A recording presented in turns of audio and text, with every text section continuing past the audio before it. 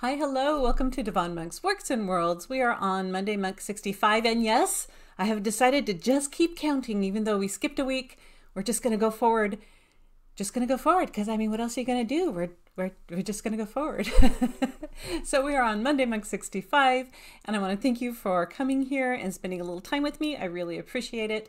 I hope you're having a good Monday if you find me on a Monday, or a good day whenever you do find me. Like all of these videos, well, most of these videos, I'm going to cover how writing's going, how knitting is going, and how monk world in general is going. So we'll just dive right in. How's writing going? Just like last week, it's going well, but the writing part of it isn't the part that's going well. I am, I know I keep saying this, but I'm doing a lot of behind the scenes work that must be done. And I sat there and I weighed the importance of writing new words as opposed to the importance of getting a lot of loose ends tied down and things kind of working on a better level. So this is a lot of back of the scenes stuff like formatting books and working on back end of my web page and some other possible sites that I will be launching here pretty soon. And it's all stuff that needs to be done sometime. And there's not like a good time to do it. It has to happen sometime. So it is happening right now. And I am hoping to get back to writing really, really soon. And I keep saying that, but like I'm craving it. I miss actually getting words on the page and I can't wait to dive into the next thing. So I hopefully next Monday, I'll be able to tell you, oh yeah, so doing words now.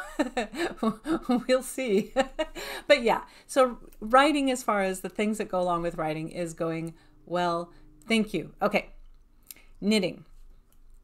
Knitting is going well too. I have finished most of the pieces of the toy.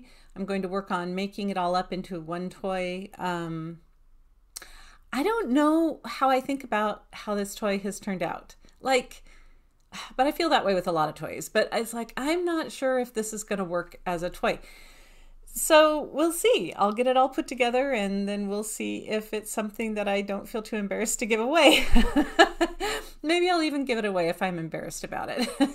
And it will probably, I should get it done, be in my May newsletter, which will be out toward the end of the month because I tend to put out newsletters toward the end of the month. So yeah, knitting is going well. I need to come up with the next thing that I want to knit for the newsletter, and I haven't decided what that is. I will, as I've said before, also be giving away this little knit TV because this has not been claimed by its winner, and it has a little plug-in and it's pretty stinking adorable. I know I keep showing this, but like I really like this little TV. I almost wish I could keep it for myself. Okay, so that's writing is going pretty well and knitting is going pretty well. And then we're just on to Monkland. This is going to be the shortest video ever. Monkland's also going good. Here's a couple of exciting updates. We planted the garden.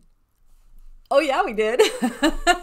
We finally, just last night, well, actually just Saturday night, planted the garden. And we did it like after dinner at the end of a long day where we had done a lot of other things, but we got it done. And I will tell you what we planted in it.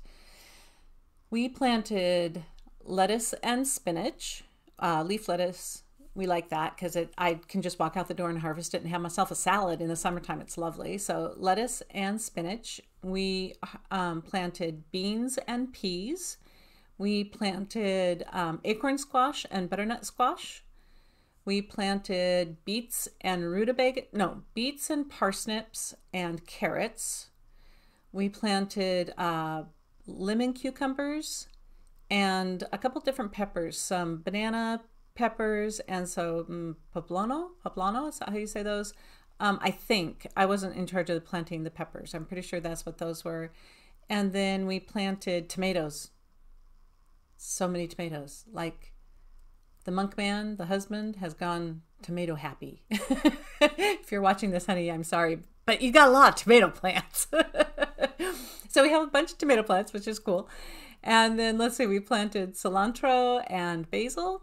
I'm really hoping the cilantro does well because I like it. I know it's one of those herbs that some people don't like the flavor of, but I like it. So cilantro and basil, I also like basil. What else do we plant? I feel like I'm missing some things. We have our rhubarb is doing well. I think I need to harvest it. It looks really good. So I think it's about time to get it and do something with it. Maybe it freezes. I literally have to look this up. I don't know what to do with rhubarb. And we also planted onions, Walla Walla Sweets.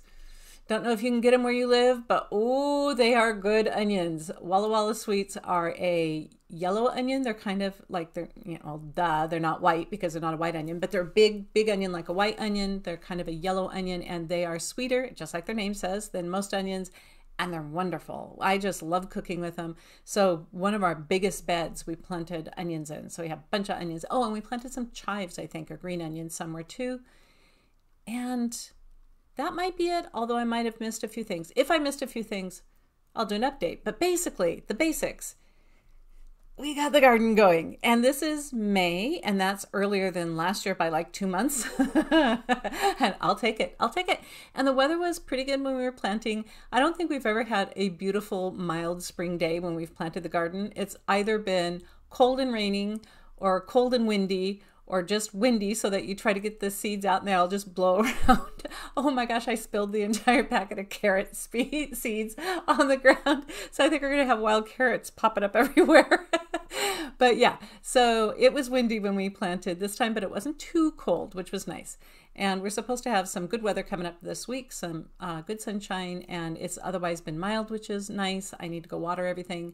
But yeah, the garden is on the roll, and I'm excited about that. Let's see. Have we done anything else exciting? I can't think of anything. We're watching hockey. It's playoff hockey, and the Krakens are in the playoffs, and we're really excited. So we are watching hockey. That's pretty fun. But other than that, no, it just feels like the days have been so busy, and we're doing so many things. But then when I sit down to think about it, I cannot think about what we've actually done. And I don't know if that's because we're so busy, it just goes by in a blur, and I, you know, it's just so much. But things are going well. And I think here at the end of the video, because this is, like I said, a pretty short one, I will go ahead and just pull a little random thing out of our heart box, our little wooden heart box. And we'll see if there's a subject here that I can talk about for a couple minutes. Oh, geez. That's kind of a good one. Okay. Duncan Spark. Duncan Spark is a character in one of my hockey books talk about hockey. So he is the main character in Spark, which I wonder if I have that around here somewhere. In Spark, which is West Hell Magic 2. It is urban fantasy with, I don't have it up here, with magic and hockey. So the idea of it is that there is, of course, the NHL and all that stuff, but people in the world have magic. There are basically 5 different ways that magic manifests. You can either be a magic user like a wizard, or you can be a shifter, a cat shifter of some sort, or a dog shifter, lupine, canine shifter of some sort, so wolf or kind of on that line, coyote like over there, or coyotes, canine, whatever. And then you can be sensitive to magic, so you can be someone who sees it and can manipulate it in different ways than actually like casting magic. And then there's a 5th way that people don't really like to talk about. And that's the oddball ways that magic manifests. And anyways, all of these people who are marked by magic can't play in sports because it gives them an unfair advantage, right? So I have written so far 2 books in that series. The first one is Hazard, and that's with our main character, Random Hazard. His name is, uh-oh, I have something going on behind me here. Did you hear that? I have something taped to the ceiling above me that helps make the lights on this video better. And I think it's gonna fall. You'll see it if it does. Anyway, Hazard is a wizard, and he's the first book in the West Hell Magic series named Hazard, because these books are named after the names. This next book, the second book, is named Spark because it's a Duncan Sparks book, and he is a werewolf shifter. He's wolf shifter, and he's fantastic because he is like always looking on the bright side of every situation. He's got, you know, strong puppy energy. He's just like ready to get into the brawl, ready to get into the fight or get into the fun. And he's just kind of unputdownable. And I love that about him. Of course, it's kind of a challenging book because he ends up finding his limits because he gets forced into finding his limits. So it's not like it's a walk in the park book, but it isn't dark, but he definitely has some challenges that he has to overcome while he kind of figures out who he is. And so, and of course, there's skullduggery going on in this league, this West Hell League, that is trying to elevate itself to respected hockey play or respected sports play. So it's kind of the whole underdog story trying to rise in their sport to be recognized as legitimate sport, which it is. And the thing that I should be writing right now that I'm not is the third book in this series, which was going to be Thorn, which is their goalie's name. And she's a sensitive, which means she can see magic and manipulate it in ways that wizards can't. But I don't have her story fully fleshed out. So third book is going to be Graves, and he's their old guy on the team and a defenseman. And he is, we don't know what he is because all of his records seem to be forged. But he's definitely something unusual. And so it's about him and where his story is in, in the league toward the end of his career, because he's getting toward the end of his career, and he's on this team with Hazard and with Spark, right? So anyways, yeah, that's Duncan Spark. He's terrific fun. I like him so much, and he's a great character to write. And if you haven't tried the hockey books, give them a try. Hazard and Spark so far are out. The third one, which might be the last in the series, those might only be a 3-book series, will be coming out as soon as I get this loose end stuff tied down and get back to writing. It's definitely coming out this year, and I feel a little bad that it hasn't come out before now, but I got to tell you, things have been wild.